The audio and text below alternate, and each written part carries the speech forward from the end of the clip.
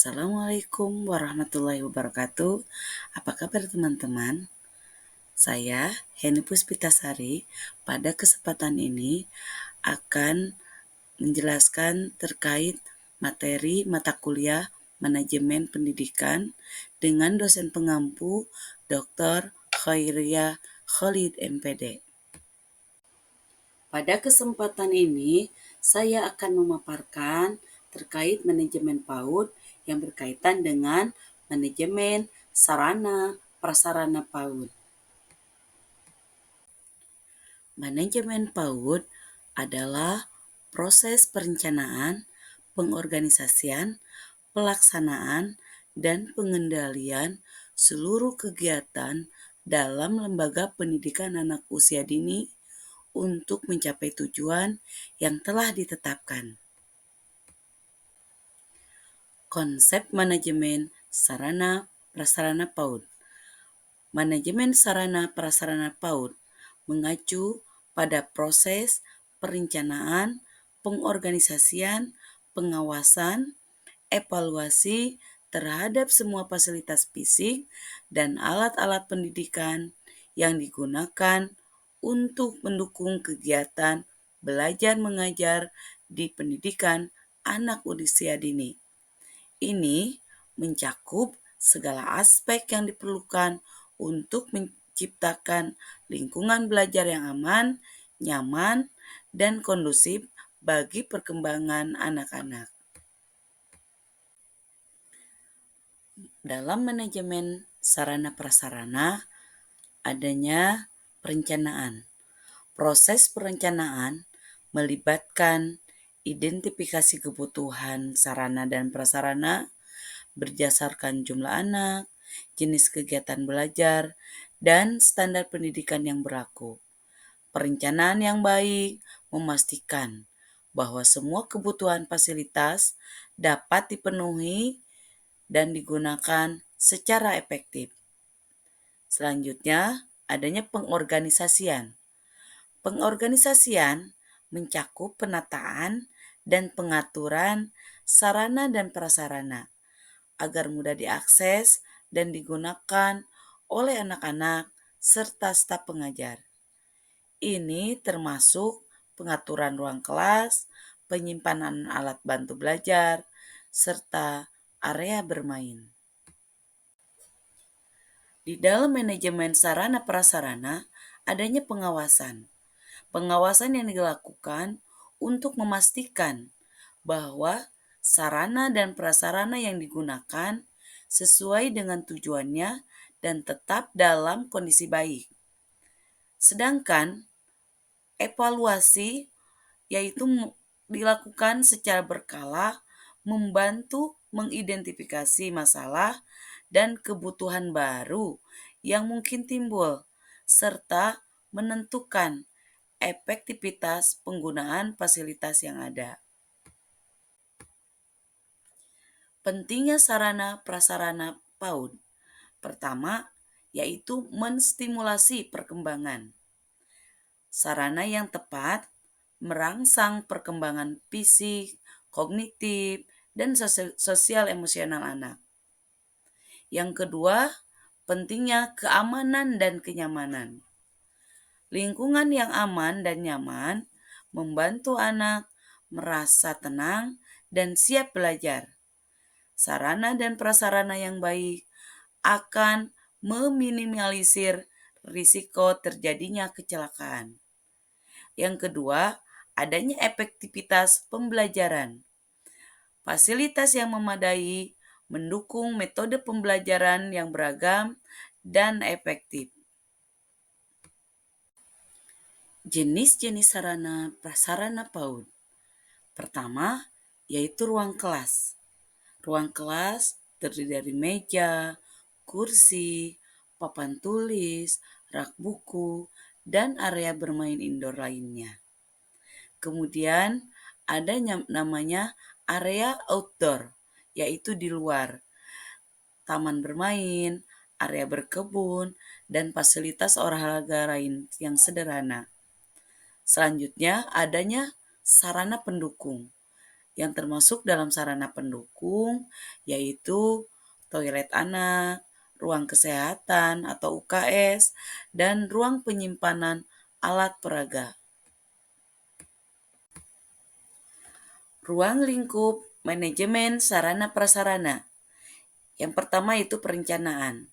Di dalam perencanaan ada kegiatan analisis kebutuhan, penyusunan anggaran, dan implementasi.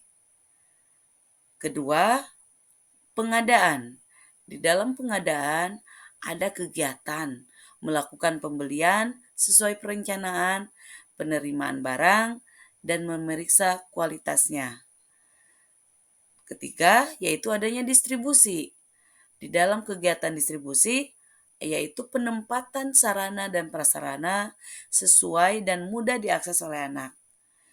Dan yang selanjutnya itu pengelompokan sarana prasarana sesuai dengan jenis dan fungsinya.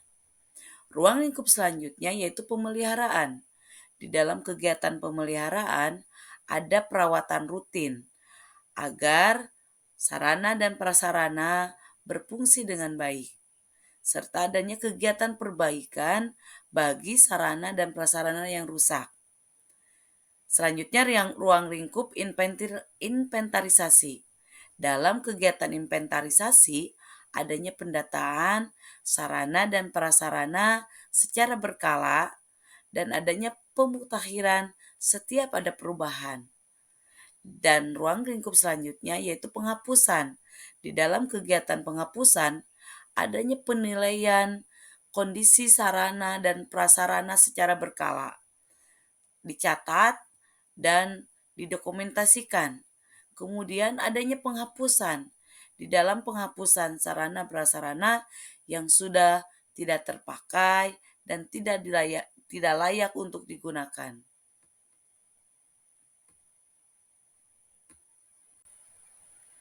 Prinsip perencanaan sarana prasarana. Pertama adanya analisis kebutuhan. Identifikasi kebutuhan sarana dan prasarana berdasarkan kurikulum dan jumlah peserta didik. Prinsip yang kedua, penyusunan rencana. Dalam penyusunan rencana ini, adanya buat daftar prioritas dan anggaran untuk pengadaan dan pemeliharaan.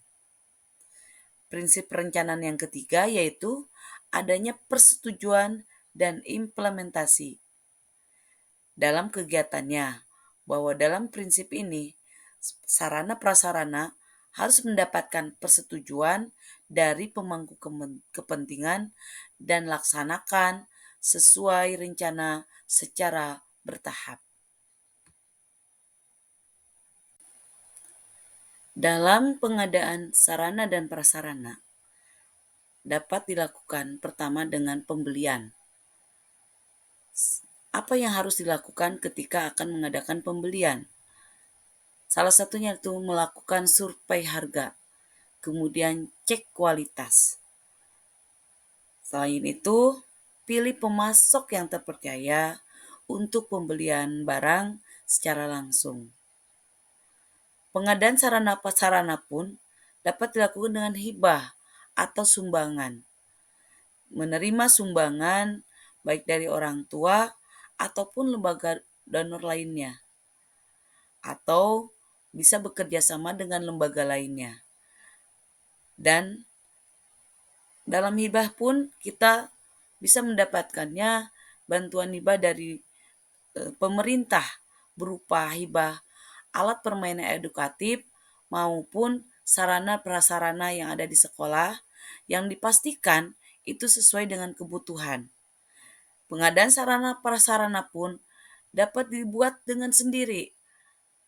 Libatkan guru dan orang tua dalam pembuatan alat peraga edukatif yang sederhana, terutama dalam kegiatan belajar mengajar sehari-hari. Di dalam manajemen sarana dan prasarana ada kegiatan pemeliharaan dan perawatan. Pertama, Di dalam pemeliharaan perawatan itu ada pemeriksaan rutin. Lakukan pengecekan secara berkala terhadap kondisi sarana prasarana, minimal sebulan sekali. Kedua, melakukan pembersihan. Bersihkan fasilitas sarana prasarana itu setiap hari, terutama alat-alat bermain anak di dalam kelas atau alat-alat bermain anak yang ada di luar kelas. Lakukan sanitasi dan secara menyeluruh dan secara berkala, baik kebersihan kelas, toilet, ruang bermain di luar, dilakukan secara berkala. Nah, kemudian ada juga kegiatan perbaikan. Segera perbaiki kerusakan kecil.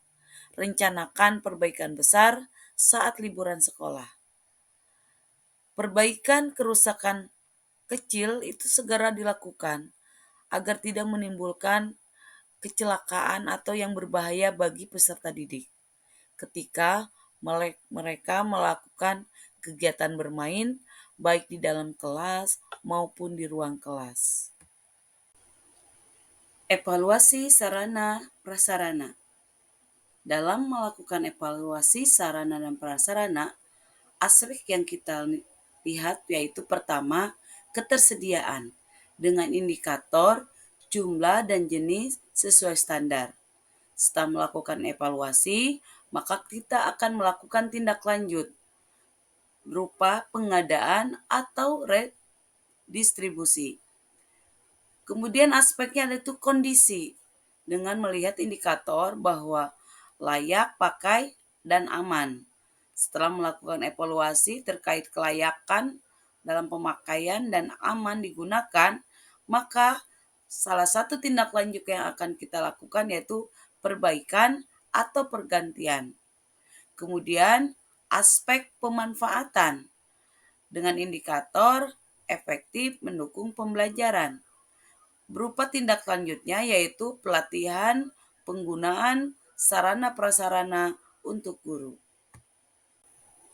Prinsip manajemen sarana dan prasarana PAUD. 1. Yaitu keamanan. Sarana dan prasarana harus aman bagi anak-anak. Yang kedua yaitu kualitas.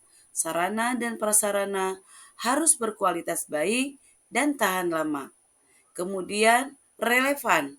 Sarana dan prasarana harus sesuai dengan kebutuhan pembelajaran anak. Dan yang keempat yaitu efektif. Sarana dan prasarana harus digunakan secara efektif dan efisien. Dan yang kelima yaitu berkelanjutan. Manajemen sarana dan prasarana harus berkelanjutan. Peran serta masyarakat dalam manajemen sarana prasarana PAUD. 1. Yaitu donasi. Peran masyarakat dalam manajemen sarana yaitu berupa sumbangan dana atau barang untuk melengkapi sarana prasarana yang ada di PAUD. Selanjutnya perannya itu berupa tenaga. Tenaga ini bantuan tenaga dalam pemeliharaan ataupun perbaikan fasilitas PAUD. Dan peran serta selanjutnya itu adanya ide.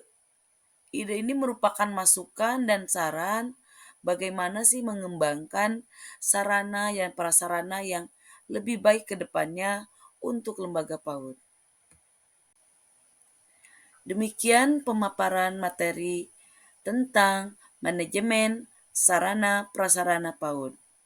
Atas perhatiannya, saya ucapkan terima kasih. Assalamualaikum warahmatullahi wabarakatuh.